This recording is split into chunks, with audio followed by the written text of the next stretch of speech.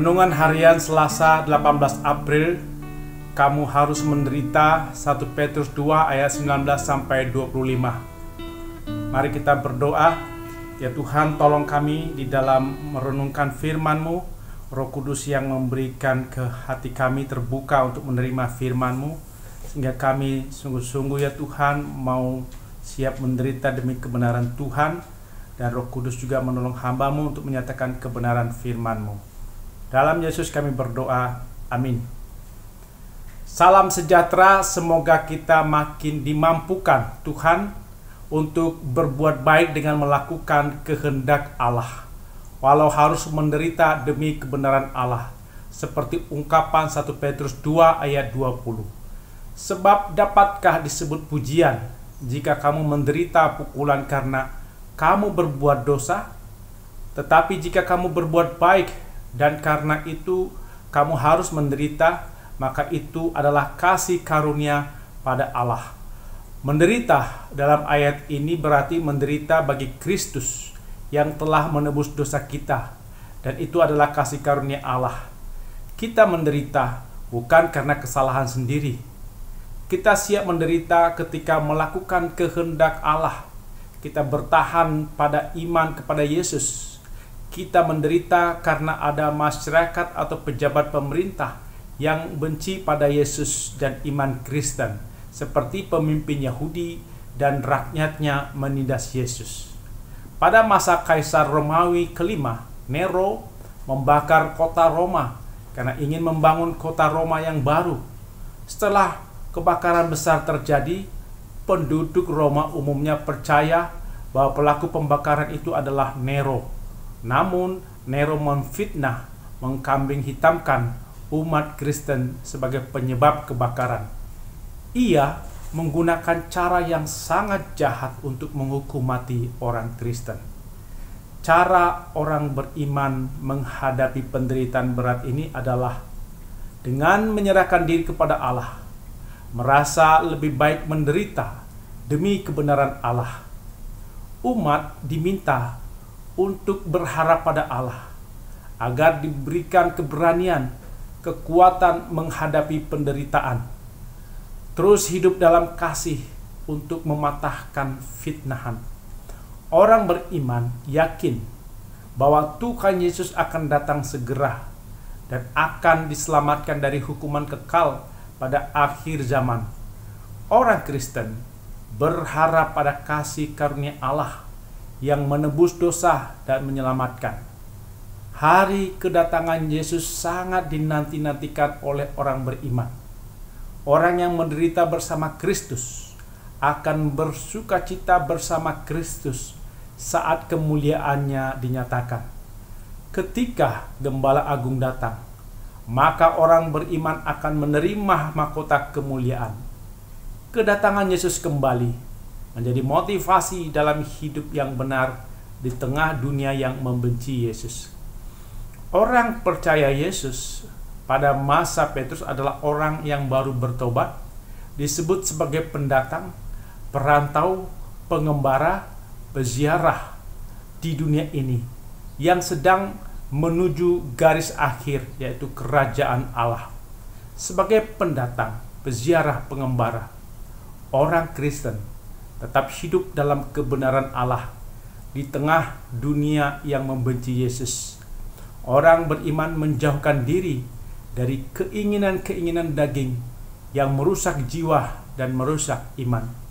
Motivasi orang percaya bertahan dalam penderitaan adalah mereka mempunyai suatu panggilan yang mulia dan warisan surgawi di dalam Yesus Kristus. Iman dan kasih di dalam hidup ini akan diuji dan dimurnikan, sehingga akan mengakibatkan pujian, hormat, dan kemuliaan pada saat kedatangan Tuhan. Keselamatan yang besar ini sudah dijanjikan, pasti digenapi. Orang percaya harus hidup kudus, hidup dengan hormat dan rendah hati. Orang Kristen banyak yang menjadi budak di Romawi, karena mereka adalah tawanan Romawi.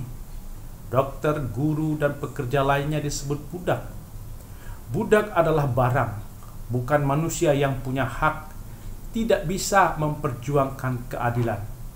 Orang Kristen di dunia ini bersikap patuh, hormat pada majikan dan pejabat, dan siap menderita dengan melakukan kebenaran bagi Kristus dan menuruti teladan Yesus.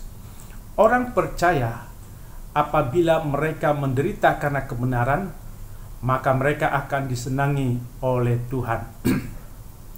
Menderita karena kebenaran seperti Yusuf menderita sebagai budak Potifar di Mesir, tapi Yusuf bekerja dengan kehendak Allah, melakukan yang benar dan bertanggung jawab, dipercaya Potifar. Dalam penderitaan, orang beriman tidak lalai dalam melakukan tanggung jawab, dimanapun bekerja dan melayani, tidak bersikap masa bodoh terhadap berbagai persoalan. Orang Kristen harus menjadi pekerja yang lebih baik, lebih disiplin daripada yang lainnya. Orang Kristen tidak setuju dengan perbudakan, sebab dalam ajaran Yesus, semua orang berharga di mata Allah. Tidak ada budak dan orang merdeka.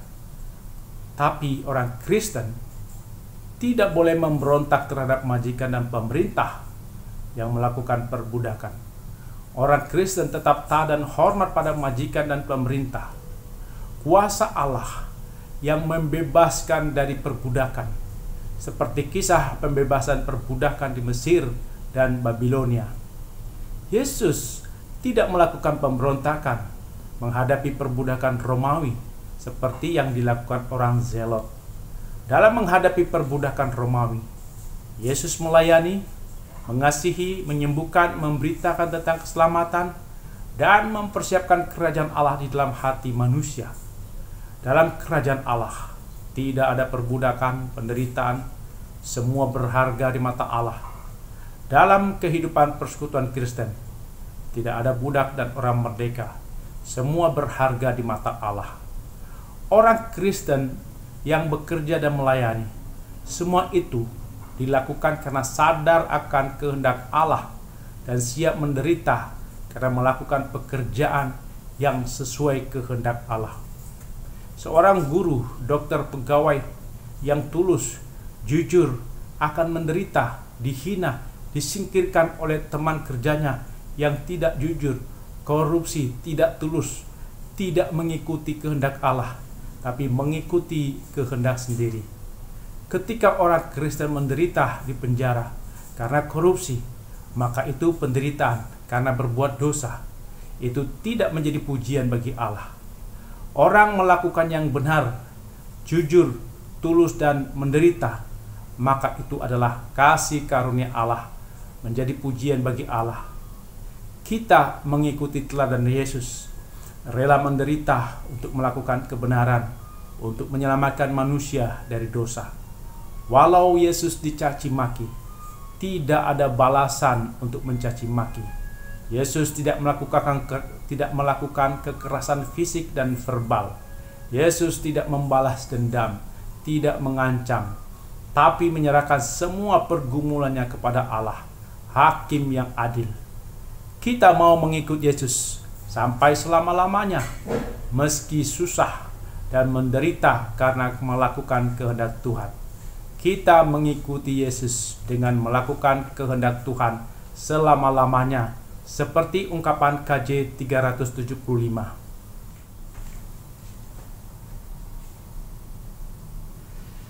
Saya mau ikut Yesus.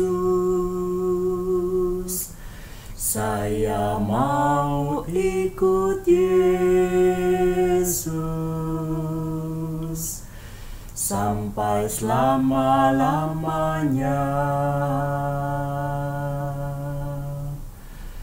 Meskipun saya susah, menderita dalam dunia, saya mau ikut Yesus. sampai selama-lamanya. Amin. Mari kita berdoa. Ya Tuhan, mampukan kami agar bisa berbuat baik dengan melakukan kehendak Allah, walau harus menderita demi kebenaran Allah. Kami menderita bagi Kristus yang telah menebus dosa kami, dan itu adalah kasih karunia Allah. Mampukan kami menghadapi penderitaan dari orang yang membenci Yesus dan kebenarannya. Dalam nama Yesus kami berdoa. Amin.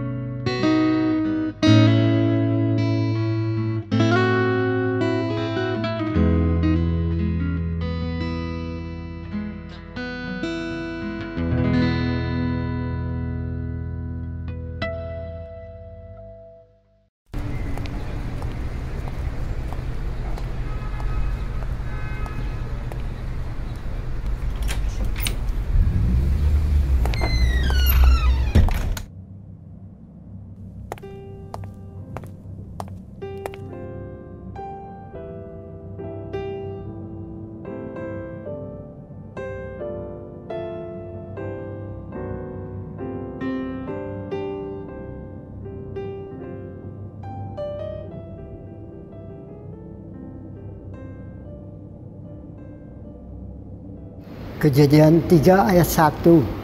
Adapun ular ialah yang paling cerdik dari segala binatang di darat yang dijadikan oleh Tuhan Allah. Ular itu berkata kepada perempuan itu, "Tentulah Allah berfirman, semua pohon dalam taman ini jangan kamu makan buahnya, bukan?"